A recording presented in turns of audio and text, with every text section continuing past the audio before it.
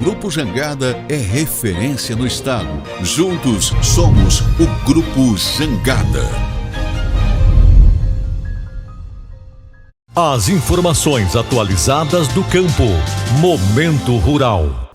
Olá, amigos internautas, amigos da Grande FM, estamos começando mais um Momento Rural, este encontro marcado que temos em nossas plataformas digitais. Está conosco pelo nosso canal no Facebook, curta, compartilhe, marque seus amigos. Está com a gente pelo nosso canal no YouTube, aproveite, deixe o seu like, ative o sininho de notificações, se inscreva no nosso canal para rever todos os programas que já foram ao ar. Hoje nós vamos abordar, e também nos próximos programas, vamos falar sobre avicultura, essa importante atividade do setor agro que movimenta sem dúvida nenhuma muito a nossa região e, claro, vai ser importante esse nosso bate-papo com o seu Hernani Tadeu Rizzi, ele que é produtor de frango de corte com granjas que ficam em Itaporã, no distrito de Carumbé, também é presidente da Avigrande, que é a Associação dos Avicultores da Grande Dourados, estará conosco nas próximas edições, nesta e nas próximas edições do nosso Momento Rural. Seja bem-vindo, seu Hernani. Obrigado, Paulo, obrigado aos ouvintes da 92.1 por nos receberem e para que nós possamos aqui fazermos os esclarecimentos necessários acerca dessa atividade tão importante que é a avicultura aqui na região da Grande Dourados. Muito bem, e para a gente começar então o nosso bate-papo, eu vou perguntar porque existem diversos tipos de granjas aviárias, umas são para a produção de matrizes, outras lidam com o pintinho, outras com as aves de corte. Aqui na nossa região, qual dessas atividades é a mais forte e por quê, seu Hernani? Na verdade, 4 modelos de produção. Nós temos os produtores, quem produz ovos e matrizes, né? Hoje nós temos dentro de matrizes cria e recria, como se denomina, né? A cria Sim. Quando elas são mais novas e a recria quando já são mais velhas. E nós temos hoje 10 núcleos de produção de ovos, né? E nós temos em torno de 260 mil aves em recria. Nós temos 65 produtores de aviários convencionais, aqueles aviários que são um pouco mais antigos, que são de uma tecnologia um pouco mais antiga, e nós temos aproximadamente 80 galpões de aviários Darking House, Sim. que tem uma nova tecnologia já mais recente, aqui oriunda dos anos 2007, 2010 para cá, né? Até mais Sim. recente ainda. Dá para a gente dizer assim, de acordo com a sua experiência, que a região está bem servida de produtores ou há espaço ainda para um crescimento maior? O senhor entende que isso há possibilidade de a gente expandir esse número de produtores no município? Sim, com certeza, a possibilidade de expansão há. Inclusive há o interesse da integradora, a qual nós somos integrados, que é a BRF, em ampliar o número de integrados, né, com a construção de mais aviários, de mais núcleos, como nós chamamos. Núcleo é um contexto, né, é um local onde ficam 4 aviários Darking House. Sim. Normalmente de 150 metros de comprimento por 16 de largura. E que podem alojar até 35 mil aves, cada um deles, né? Sim, há a perspectiva de ampliação e também a perspectiva, só que na mesma direção tem que haver, e o que já está havendo, a própria BRF está modernizando o seu abatedouro, Sim, né? Sim. Ampliando o seu abatedouro para que ele possa abater além dos seus 140 mil frangos dia. Se produz mais, você precisa abater mais e, consequentemente, precisa toda a infraestrutura também acompanhar essa evolução. A gente falou aqui exatamente que há esse espaço aí para esse crescimento e surgimento de novos investidores nessa área de produção. Quais são os primeiros passos aí para aquele produtor que deseja ingressar nessa atividade da avicultura? Inicialmente, nessa sistemática que nós estamos na avicultura, que é um sistema de integração, ou seja, tem uma integradora que fornece a você o pintinho, fornece a você a ração e fornece a orientação técnica. Sim. Então, o primeiro passo para qualquer cidadão que deseja investir nessa área é procurar a integradora.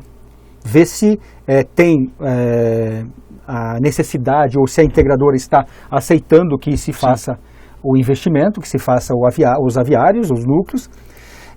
No momento seguinte, com certeza a empresa vai buscar desenvolver o projeto, ver financiamento, né? Aí conhecimento técnico vem na sequência, né, como um elemento segundo, não que é menos ou mais importante. tão importante quanto o primeiro, de ter o espaço. O conhecimento técnico é fundamental também. Então, eu diria que são esses dois fatores. Buscar uma integradora, buscar a integradora do seu agrado, na sua região. No nosso caso aqui, na nossa região, nós temos, da Grande Dourados, nós temos aqui mais fortemente a BRF, mas nós temos também aqui na região de Glória e Dourados a Belo, aqui Sim. mais próximo em Carapó a própria JBS. Então são 3 integradoras aqui que fazem esse papel por enquanto, né? Sim. Pode ser que haja mais, mas por enquanto são 3. Então seria, Paulo, esse é o primeiro passo para tal. Muito bem. Esse é o nosso programa O Momento Rural, falando das coisas para você, produtor rural em geral, claro. Esse encontro marcado em nossas plataformas digitais. E esse programa chega sempre no oferecimento do nosso parceiro, do nosso colaborador. Estou falando da Agrojangada. A Agrojangada é referência no agronegócio em Mato Grosso do Sul, seja na pecuária, na armazenagem, tratamento industrial de sementes, distribuição de insumos. Agrojangada, soluções para o agronegócio ir mais longe. Estamos falando sobre avicultura aqui no nosso programa e conversando aqui com o seu Hernani, ele que é presidente da Avigrande, que está trazendo a sua experiência para que a gente possa entender um pouquinho mais sobre esse assunto. A gente falou agora há pouco sobre aí os primeiros passos para quem quer iniciar nessa atividade aí da avicultura, mas como toda atividade de produção, e seja sobretudo produtor rural, todas elas oferecem em algum momento alguns riscos aí para quem vai produzir. Gostaria que o senhor falasse um pouquinho para a gente quais são os principais riscos que o avicultor corre aí no início das suas atividades. São vários, né? A gente elencar algum, eu vou falar de uns 3 Sim. que eu entendo serem os mais pertinentes, né? O primeiro vamos dizer assim, o amadorismo em relação à atividade, ou o desconhecimento em relação à atividade. Ou o produtor, vamos falar assim, porque hoje é o produtor investidor. Sim. Porque hoje não há mais espaço para você produzir em pequena escala, em grande escala, dentro de uma tecnologia já mais elaborada. Então, o primeiro risco é o desconhecimento da própria atividade. Bom, mas isso também pode ser resolvido pela contratação de um gerente, de um técnico, sim. De um engenheiro agrônomo, de um sanitarista ou vamos dizer assim, de um médico veterinário que vá fazer esse trabalho. Então, facilmente isso é resolvível, né? Mas seria o primeiro grande risco, o desconhecimento da atividade. O segundo, que vem na própria sequência, é a falta de conhecimento do manejo dos aviários, do manejo da atividade, porque hoje, apesar de os aviários serem construídos dentro de uma tecnologia bastante avançada e eles praticamente serem autônomos, os aviários eles têm os seus sistemas de controle, de ventilação, de aquecimento, de mudança de ar, de aumento de diminuição de temperatura, tem que ter vamos dizer assim, um profissional que saiba entender tudo isso e ter a percepção. Sim. O nome disso é o manejo. Então, o grande segredo, ou a grande dificuldade, talvez a maior dificuldade, Paulo, hoje, é você encontrar pessoas, encontrar profissionais que saibam lidar com essa questão do manejo. Sim. Né?